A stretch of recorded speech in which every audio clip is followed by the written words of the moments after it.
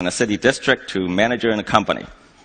Once a year, the department reviews their performance. They interview their superiors, their peers, their subordinates. They vet their personal conducts. They conduct public opinion surveys. Then they promote the winners. Throughout their careers, these cadres can move through and out of all three tracks. Over time, the good ones move beyond the 4 base levels to the Fuju and Ju levels. There, they enter high officialdom. By that point, a typical assignment would be to manage a district with population in the millions or a company with hundreds of millions of dollars in revenue. Just to show you how competitive the system is, in 2012, there were 900,000 Fu Ke and Ke levels, 600,000 Fu Chu and Chu levels, and only 40,000 Fu Ju and Ju levels. After the Ju levels, the best few move further up several more ranks and eventually make it to the Central Committee. The process takes 2 to 3 decades. Does patronage play a role? Yes, of course. But merit remains the fundamental driver. In essence, the organization department runs a modernized version of China's centuries-old Mandarin system. China's new president, Xi Jinping, is son of a former leader, which is very unusual, first of his kind to make the top job. Even for him, the career took 30 years. He started as a village manager, and by the time he entered the Politburo, he had managed areas with total population of 150 million people and combined GDPs of 1.5 trillion US dollars. Now, please don't get me wrong, okay? This is not a put down of anyone, it's just a statement of fact. George W. Bush, remember him? This is not a put down. Before becoming governor of Texas, or Barack Obama, before running for president, could not make even a small county manager in China's system. Winston Churchill once said that democracy is a terrible system except for all the rest. Well, apparently he hadn't heard of the organization department. Westerners always assume that multi-party election with universal suffrage is the only source of political legitimacy. I was asked once, the party wasn't voted in by election. Where is the source of legitimacy? I said, how about competency? We all know the facts. In 1949, when the party took power, China was mired in civil wars, dismembered by foreign aggression. Average life expectancy at that time, 41 years old. Today, it's the second largest economy in the world, an industrial powerhouse, and its people live in increasing prosperity. Pew Research polls Chinese public attitudes, and here are the numbers in recent years. Satisfaction with the direction of the country, 85%. Those who think they're better off than 5 years ago, 70%. Those who expect the future to be better, a whopping 82%. Financial Times polls global youth attitudes, and these numbers, brand new, just came from last week. 93% of China's Generation Y are optimistic about their country's future. Now, if this is not legitimacy, I'm not sure what is.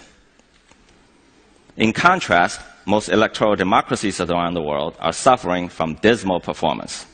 I don't need to elaborate for this audience how dysfunctional it is from Washington to European capitals.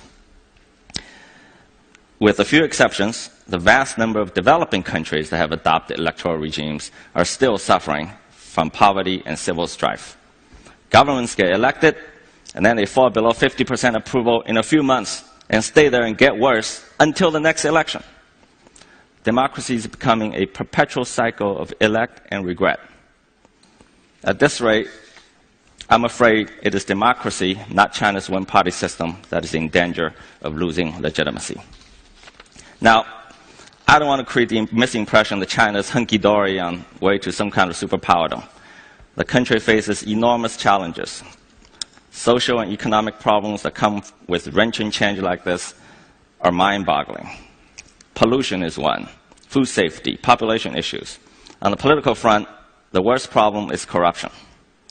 Corruption is widespread and undermines the system and its moral legitimacy. But most analysts misdiagnose the disease. They say that corruption is a result of the one-party system, and therefore, in order to cure it, you have to do away with the entire system. But a more careful look would tell us otherwise. Transparency International ranks China between 70 and 80 in recent years among 170 countries, and it's been moving up. India, the largest democracy in the world, 94 and dropping.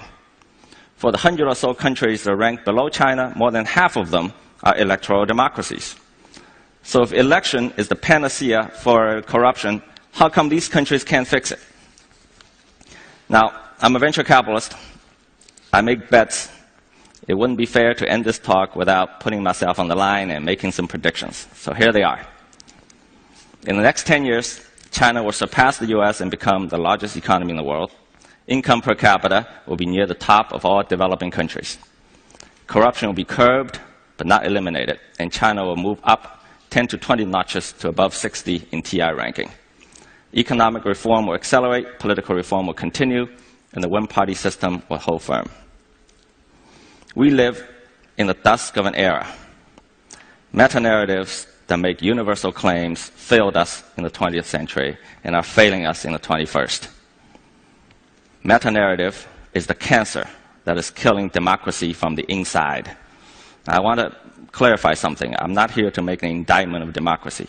On the contrary, I think democracy contributed to the rise of the West and the creation of the modern world. It is the universal claim that many Western elites are making about their political system, the hubris that is at the heart of the West's current ills. If they would spend just a little less time on trying to force their way onto others and a little bit more on political reform at home, they might give their democracy a better chance. China's political model will never supplant electoral democracy because, unlike the latter, it doesn't pretend to be universal. It cannot be exported. But that is the point precisely. The significance of China's example is not that it provides an alternative, but the demonstration that alternatives exist. Let us draw to a close this era of meta-narratives. Communism and democracy may both be laudable ideals, but the era of their dogmatic universalism is over. Let us stop telling people and our children there's only one way to govern ourselves in a singular future towards which all societies must evolve. It is wrong, it is irresponsible, and worst of all, it is boring.